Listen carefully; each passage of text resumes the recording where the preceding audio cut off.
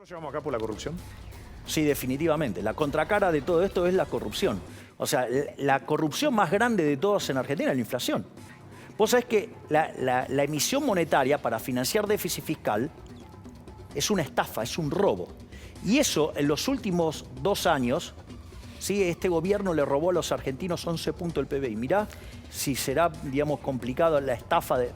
Ni que hablar, digo, de lo que son el curro de las transferencias discrecionales, ni que hablar del curro que es la obra pública. Entonces, mirá todas las cosas que vos, digo, tenés que asociado a todo esto hay corrupción. Entonces, la realidad es que si vos en cambio en el sector privado lo haces mal, quebrás, vas a la quiebra. Entonces, ¿por qué es importante?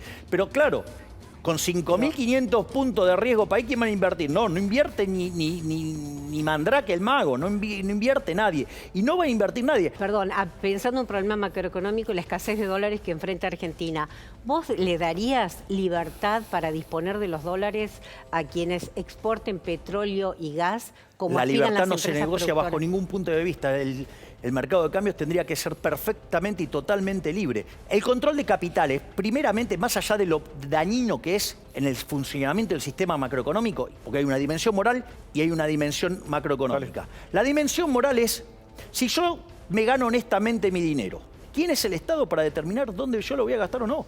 Es decir, con lo cual, primero es un cercenamiento de la libertad individual. Además, no solo que está condicionando mi conjunto de consumo presente, está condicionando mi conjunto de consumo futuro. Vos pensá que si vos tenías 100 dólares y 100 pesos, eran lo mismo en el año 2001. Hoy, ¿sí? Digamos, te cuesta 300 pesos un dólar. Con lo cual, digamos, tenés un problema enorme, por decirlo de alguna manera, donde claramente el peso no es reserva de valor. Por lo tanto, si no te permiten comprar dólares, lo que te están además es generando un daño en tu riqueza. No solo están yendo contra tu libertad, sino que además están yendo contra tu propiedad. Y eso llevado al extremo se puede constituir en un delito de lesa humanidad. Porque si vos llevas al extremo el control sobre tu libertad y sobre tu propiedad, te encontrás con Venezuela, con Cuba, con cosas por el estilo. Y no solo eso, te obligan a tener más peso de lo que vos querrías tener. Por lo tanto, te aumentan el impuesto inflacionario porque te aumentaron la base imponible. Es decir, que es un robo. ¿Qué quiere decir todo esto? Que desde el plano moral, controlar el mercado de cambios es una aberración. Punto 1. Punto 2. Macroeconómicamente es un desastre, porque vos tenés un exceso de demanda. Digo, el tipo de cambio oficial todo queremos comprar, claro, pero no hay ese tipo de cambio. Solamente consiguen los políticos ahí. Ahora, ese exceso de demanda no es gratis. La consecuencia es un exceso de oferta en todo el resto de la economía. Ese exceso de oferta en el resto de toda la economía significa que, por ejemplo, el precio de los bonos se te derrumba, ¿sí? Entonces la tasa de interés está por las nubes, riesgo país, ¿sí? ¿Eso qué hace? Te desintermedia el ahorro y la inversión. El ahorro se te quiere escapar, la inversión no toma lugar. Eso te derrumba, te destruye el nivel de actividad económica. Hoy el PIB per cápita está 16% por debajo del que teníamos en el 2011. No solo eso, sino que te destruye la demanda de trabajo. Al destruirte la demanda de trabajo, ¿qué es lo que pasa? Y tenés un problema social enorme, porque son los pibes que se te van afuera.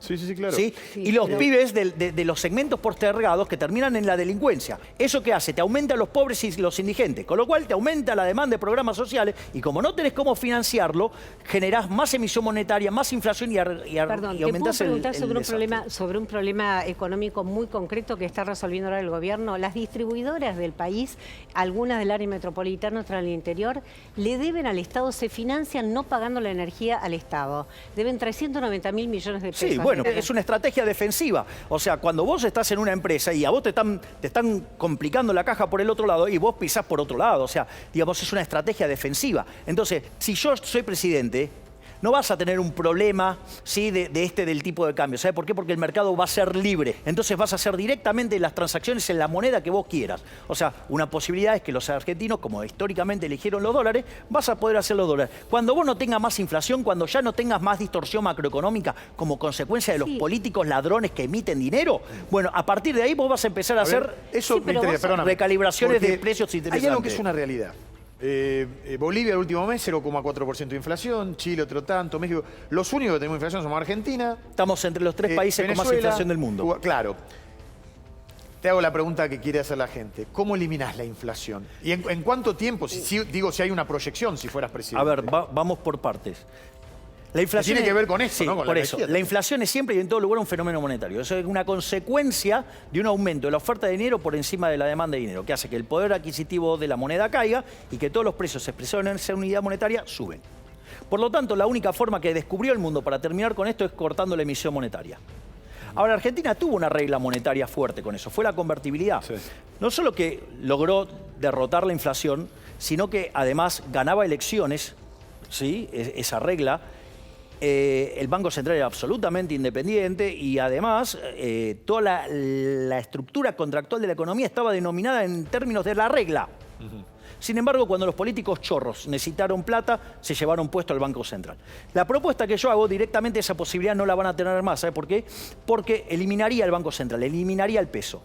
Ahora, la respuesta a tu pregunta es, si yo hoy frenara la emisión de dinero, para que vos dejes de tener inflación vas a tardar entre 18 y 24 meses. Es lo que tarda, o sea... A ver, pero vos hablás de cualquier transacción en cualquier moneda para evitar la inflación, ya sea dólar, sí, euro, lo más pesos mismos.